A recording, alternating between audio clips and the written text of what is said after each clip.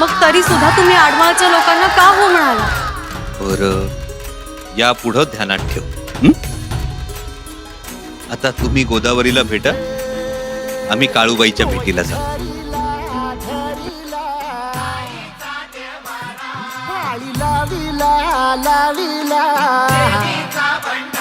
बहला लिंबाचा बांधिला आग तुझी भरून गवटी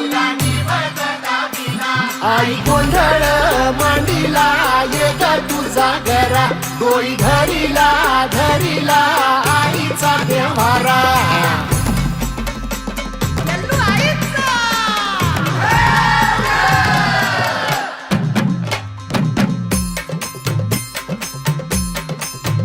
हे हाती परडी कुंकू भाळी अंतर